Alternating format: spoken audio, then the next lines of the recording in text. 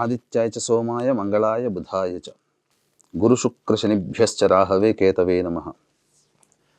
వీక్షించేటువంటి ప్రేక్షకులకి శుభోదయం. మనం గత కొన్ని ఎపిసోడ్లలో వివాహ వ్యవస్థలలో జరిగేటువంటి మొట్టమొదటి నుంచి జరిగేటువంటి మంచి ఏంటి, లోపాలేంటి గురించి తెలియజేసుకున్నాం.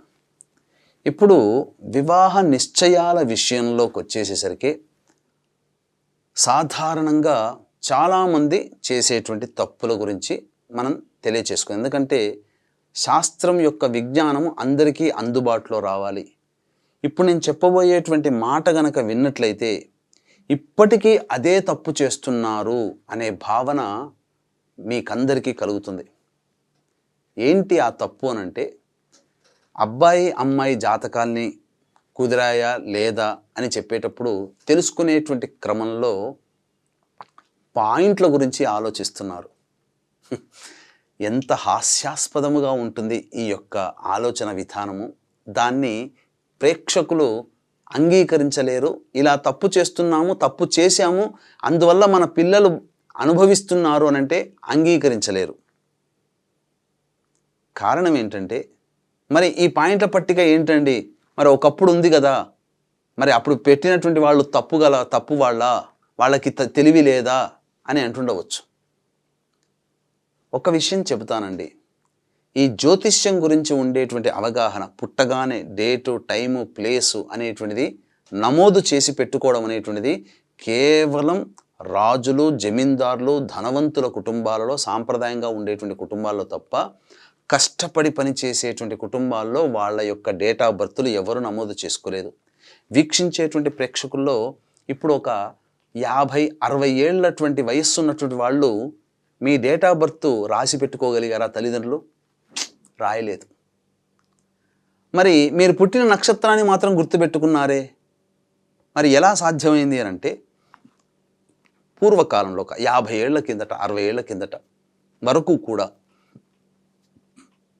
పుట్టగానే పలానా సమయానికి పుట్టాడు అని చెప్పి ఊళ్ళో ఉన్నటువంటి పంతులు గారి దగ్గరకో, అయ్యగారి దగ్గరకో, లేదా తెలిసిన వాళ్ళ దగ్గరకో వెళ్ళినప్పుడు ఏ నక్షత్రం వస్తుంది, ఆ నక్షత్రం పాదం ఏంటి, ఆ సమయానికి ఉన్నటువంటి ఆ నక్షత్ర పాదానికి ఉండే అక్షరాన్ని బట్టి వాళ్ళు పేరు పెట్టుకునేవాళ్ళు.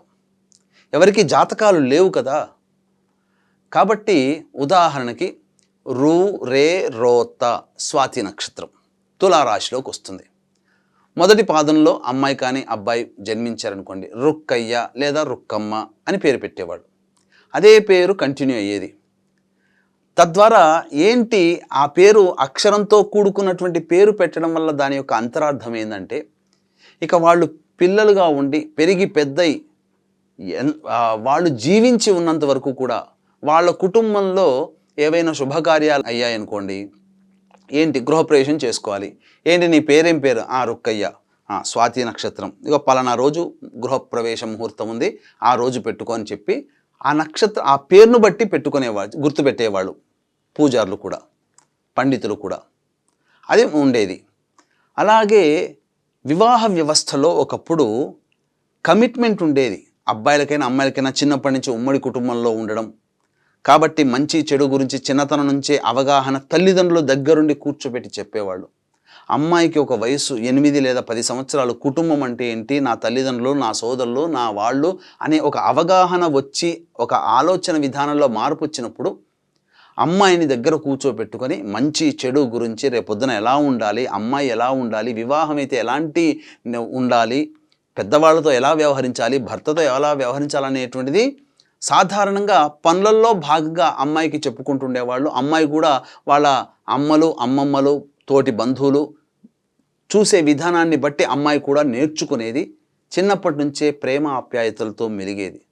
తద్వారా ఆనందకరమైనటువంటి జీవితాన్ని అమ్మాయి ద్వారా చేసుకున్నందుకు అబ్బాయి తల్లిదండ్రులు, అమ్మాయి కూడా కోడలిగా తెచ్చుకున్నందుకు ఆనందంగా ఉండేది.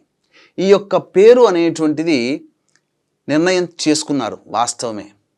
అలాగే వివాహ సంబంధాలు నిశ్చయం చేసేటప్పుడు ఆ పేరును బట్టి నక్షత్రాన్ని గుర్తుపెట్టుకునేవాళ్ళు పండితులు. రుక్కయ్య అన్నప్పుడు స్వాతి నక్షత్రం మొదటి పాదము, లక్ష్మి అనే పేరు పెట్టారు. అశ్విని నక్షత్రం 4వ పాదము, చూచే చోళ, కాబట్టి అశ్వినికి స్వాతికి పడుతుంది కాబట్టి చక్కగా వివాహం చేసుకోండి అని చెప్పడం. ఒక నక్షత్రంలో పుట్టినటువంటి వాళ్ళకి ఇంకొక నక్షత్రంలో పుట్టినటువంటి వాళ్ళకి ఒక పట్టికను తయారు చేశారు. రాశి కూటమి, రజ్జు కూటమి, నాడీ కూటమి, ఇలా గ్రహవశత్వము ఇలాంటివన్నీ చేసి పాయింట్లు అనేటువంటి పెట్టారు. 36 పాయింట్లు కలిసి వస్తే 36కి ఇన్ని పాయింట్లు వస్తే చేసుకోవాలి, ఇన్ని పాయింట్లు వస్తే చేసుకోకూడదు అనేటువంటిది. ఇది క్రమేణా ఇది అలాగే ఉండిపోయింది. కానీ ఇప్పుడు అది ఆ విధానం అందుబాటులోకి పనిచేయటం లేదు. ఎందుకు పనిచేయట్లేదు, ఏంటి విషయాల గురించి రేపటి ఎపిసోడ్లో మనం కలుసుకుందాం.